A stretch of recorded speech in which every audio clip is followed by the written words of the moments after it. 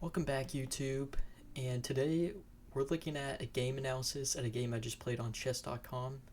Now, we played the Spanish game, and we have another video on our channel going over the Spanish game, and some beginner lessons have been applied to that video as well. So if you want a good and up-to-date video on the Spanish game, I will link it down below this video. You can go on our channel and find it. It was one of our first videos that we've made. But this video, I'm going over the Steinitz defense, which arises from the Spanish game. So we start with here e4, opening up the bishop and the queen, which we can further use in our attack later. But first we want to get out our pawns to control the center, but also our pieces as well to control very important key squares in the center of the board, such as the e4, the d4, the e5, and the d5 squares. So that is what the Spanish game shows in this opening. As we see, e5 comes out, and black wants to defend the center as well. So now we have knight f3, which attacks the pawn that is controlling the center. Black has two options when we bring out knight to f3, attacking this pawn on e5. They can either defend with knight to c6, which turns into the Spanish game later with bishop to b5, or they can go knight to f6 instead. Now, knight to f6 is a very Russian approach to this opening, as they're now re-attacking and putting more pressure on the center. Knight to c6 is a more sound approach, and that's why the Spanish game is a very quiet opening, but once everything starts opening up, that is when all the tactics start to come out, and that is why people love playing the Spanish so much. So we see bishop to b5 as I played. The Spanish game was the first opening that I learned for white, other than gambits. I would say the first opening for sure I learned was the Danish gambit. But the Spanish game is the one that I used in tournaments, and I became successful with by learning certain variations of it. The Breyer variation, and a lot of the counterattacks that Bobby Fischer uses as black, if people play the exchange against you. There's just a lot that you can bring into the Spanish game that can add a little spice that no one has ever seen before. So he goes for d6. Usually you'll see a6. This is the main line. It's the Morphy's defense, followed back with bishop to a4. And it just gives a little more of a dynamic approach to the game, playing a6. With d6, it's more of a firm grip on the center, but there's not as much dynamic play. So there's just pros and cons with this move associated with it as well. So I went d4 because if he is trying to maintain a firm grip on the center, I immediately want to rip it open and start getting these tactics flying.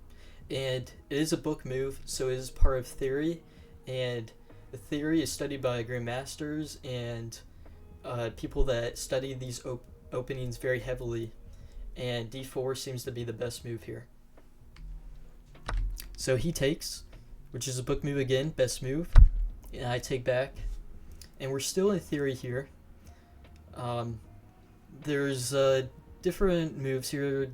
I've seen knight f6, bishop e7, but definitely bishop to d7 is the best, because you don't blunder, because you have the knight and the bishop attacking, and you must defend it with something.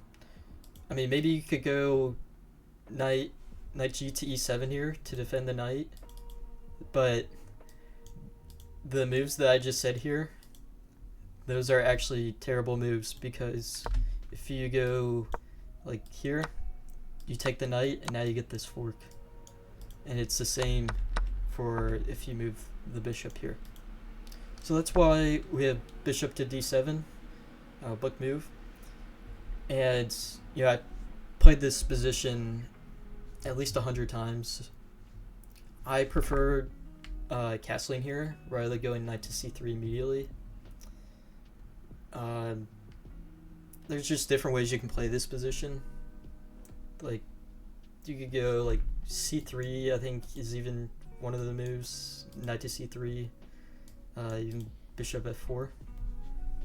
But I like castling here. Just see what he does. Because a lot of people immediately love to immediately just grab this. So I just trade off, take the queen, and he has no way of, attacking my queen. He goes c5 here, but it's just giving him a backwards pawn that I can easily attack later with, like say c5, like d3, and I immediately can have develop an attack on him. Like, I already threatened this and the pawn. That's a backwards pawn here. So that's why he goes knight to f6 here. Just adding an attacker on the pawn.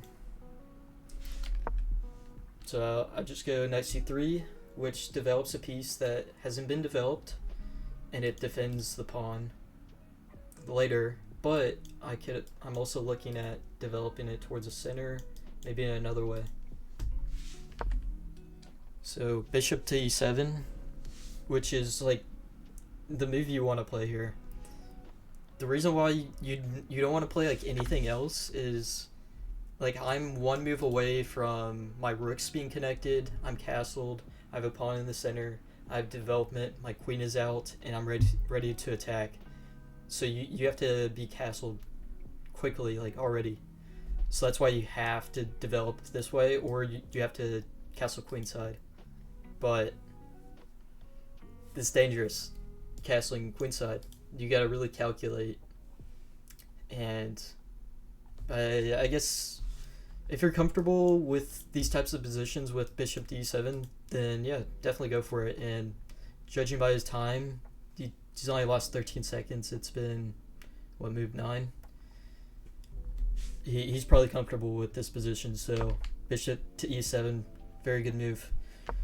I go bishop to f4, just I feel more comfortable with this type of position. It's more dynamic for me. See castles, it's good. Bring my rook in, with the idea of if he ever pushes c5, then I can just drop my queen back, which I should probably go queen d2 next time, so queen d3, like c5, queen d3, c4, queen d4, b6, yeah, maybe I go queen d2.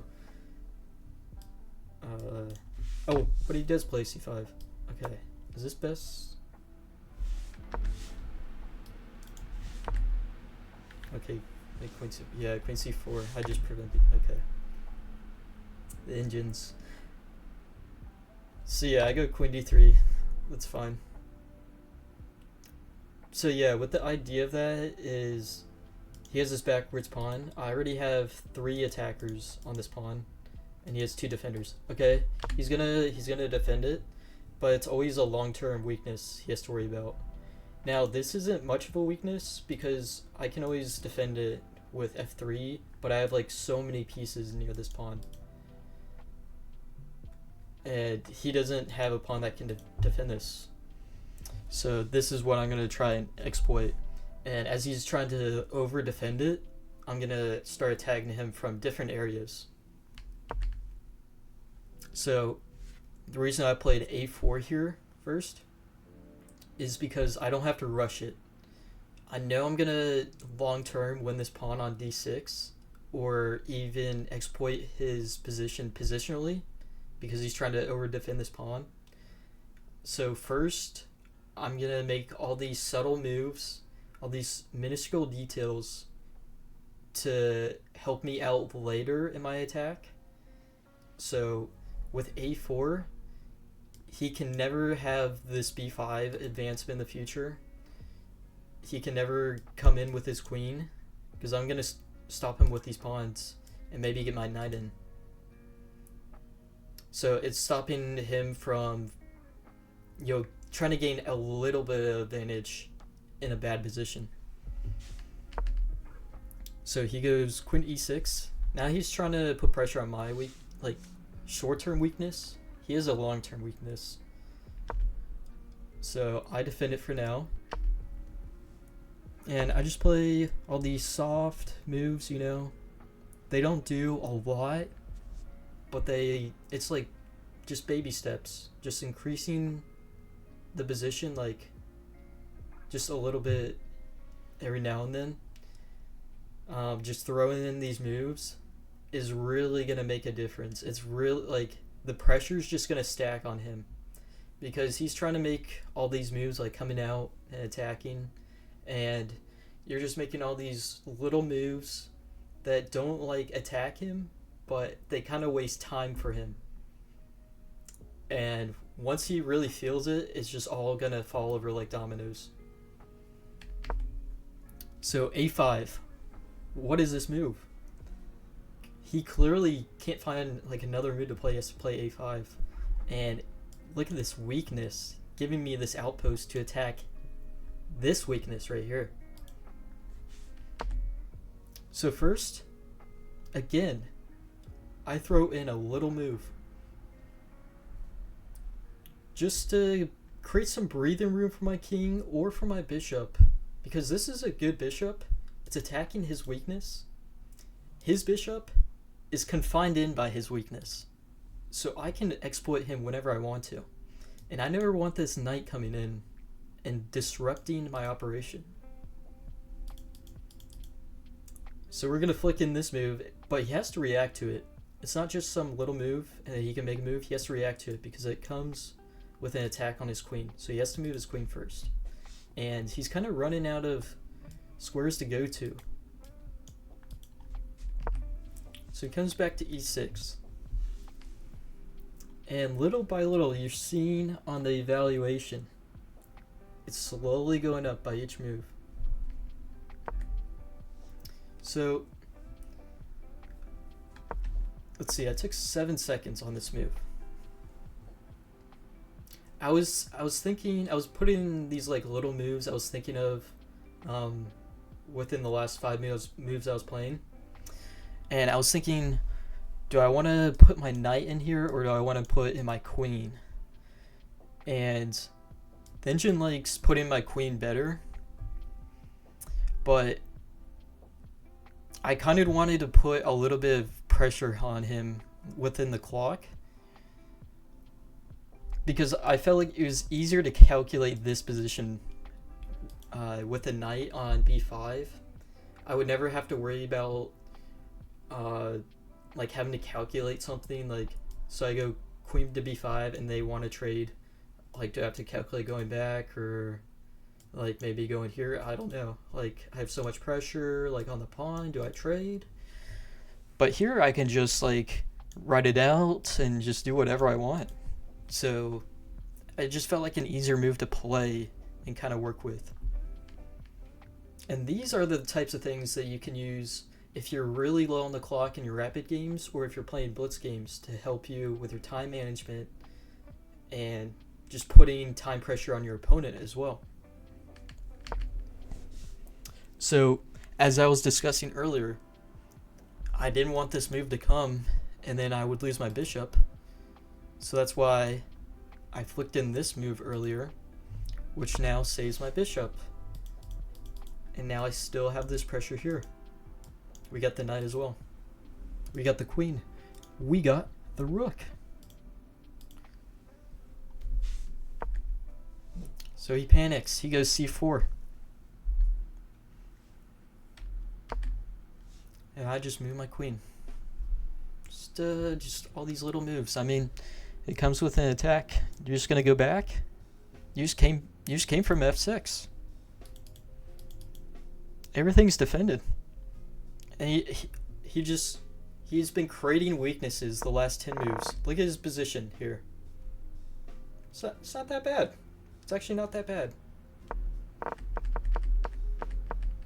But now we come back to here. It was just all these little moves. I haven't really attacked anything. Maybe like I'm attacking this guy, but you know, it's just a one threat move.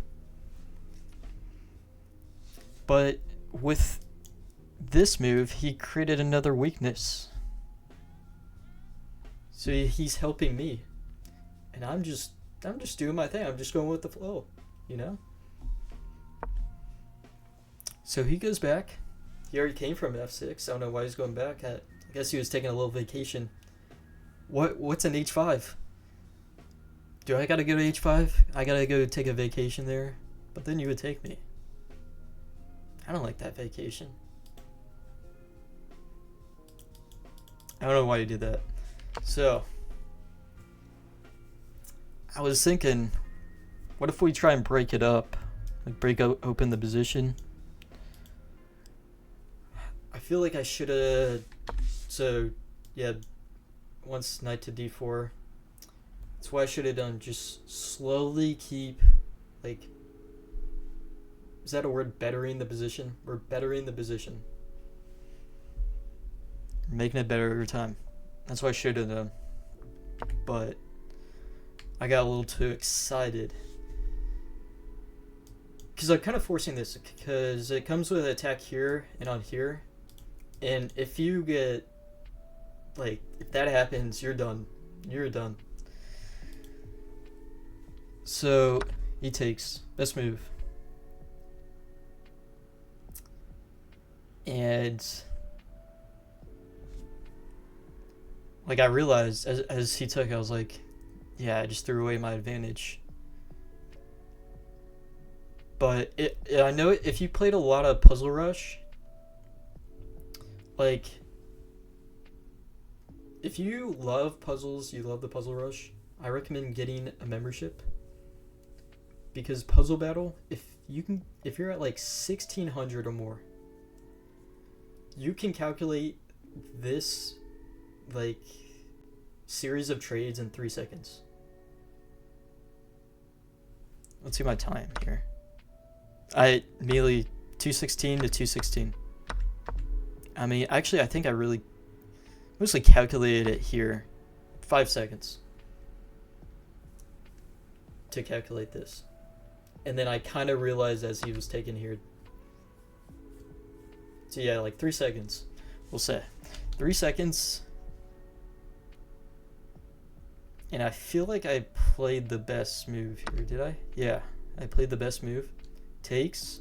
They take here first. I take with the queen. They can't take my rook because we got the bishop defending it. Because the knight could not take it earlier. Because we flicked in this move with a simple attack on the queen. And now we have the tactic set up.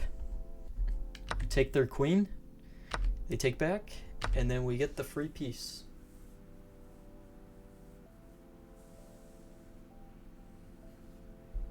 Now I just gotta finish this position, which took me a little bit, but we did it. And I think it ended up as a really cool in-game study that you'll see right here. So he goes here, he gets his knight out of the way and defends his pawn that's under attack. So I went here with a trick, which happens here. So he takes, I take, and the trick was if he took here, I would take there, because this opened up an attack on the rook, which he saw because he's not as bad as I thought. But I mean, we'll see. And we're just doing like a little bit like dancing around here, just trading some stuff off. But here, actually got pretty funny here. So he takes, And he's kind of running out of squares. He can't go here. The pawn. You can go here though. You can go here. And that's it. His pawn's blocking him. So I take here.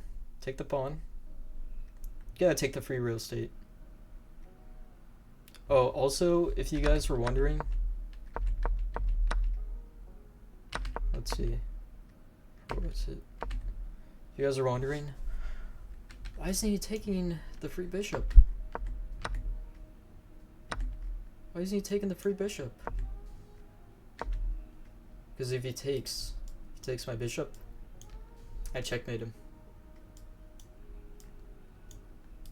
There you go. I know you're probably wondering that. And the person sitting there, you're wondering that. Alright, anyways. We go here, attacking the knight. Which... he goes here. Apparently the best position's that bad. Which, now we start the hunt for the knight. Because... he can't go here. He can't go here. He can't go here. He can't go anywhere. Only this is defending it. So we start the hunt.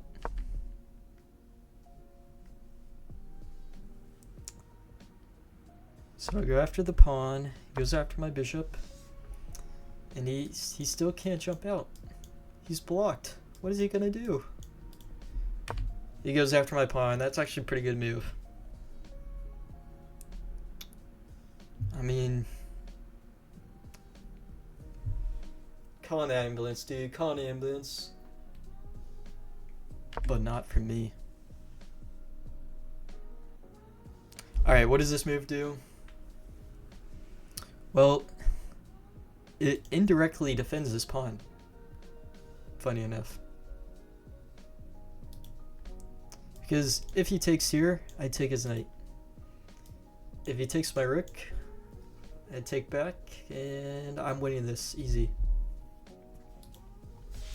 So he takes the pawn anyways. Of course he does. So I take his knight. Takes here. And this is his only hope. Ladies and gents out there.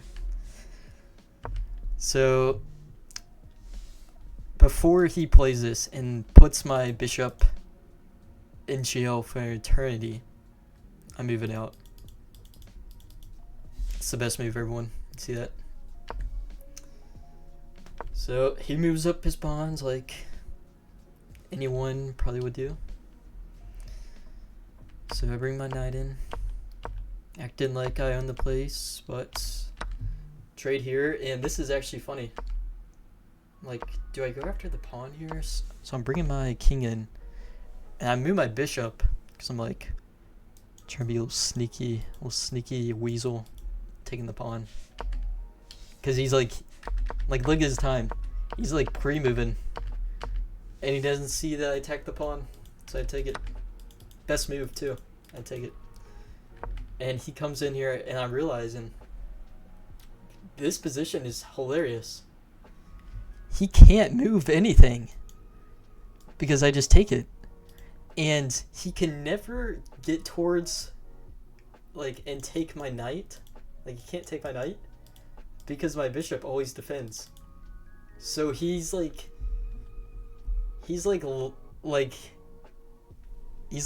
lost in space. He can't do anything at all. He is actually insane. This is only a home. So I go up here, like, as I'm realizing this, I'm like, wait a minute. I just go back and I go around, because if I go this way, or if I go up this way, I block the bishop. And if I block the bishop, he can take my knight, and then he wins. Actually, probably not. Wait. You know what? Wait. This actually might be so dirty. He goes... Okay, this is dirty, but I would do this, actually.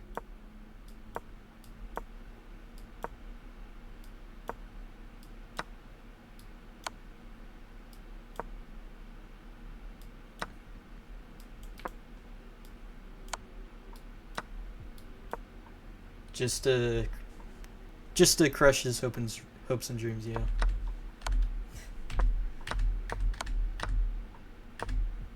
But the real way, actually, that's not even that bad. I'll show you the real way to do this. So we get here, he resigns. But if he played it out, I'll show you how to play this. Here. Here.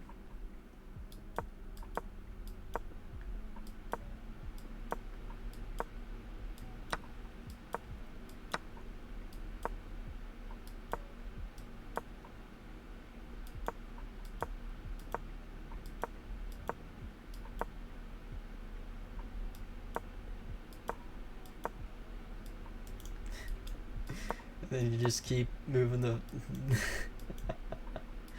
just keep moving it, dude. You just keep moving it.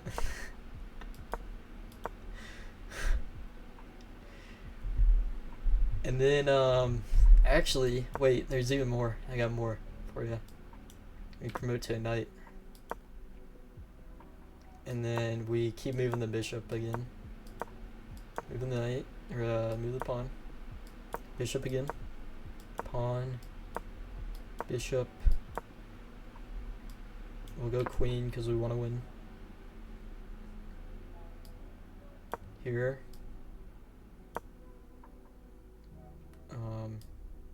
Queen takes. Here. Here. Here. Blunder the knight.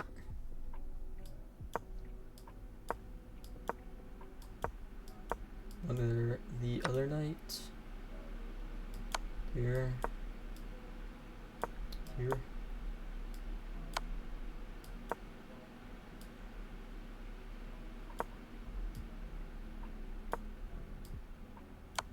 Blunder the bishop.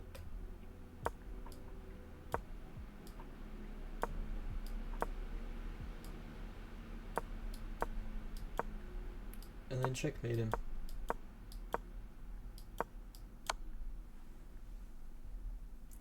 That's how 90 moves. That's how you play a game right there. Alright, subscribe for more. Thank you.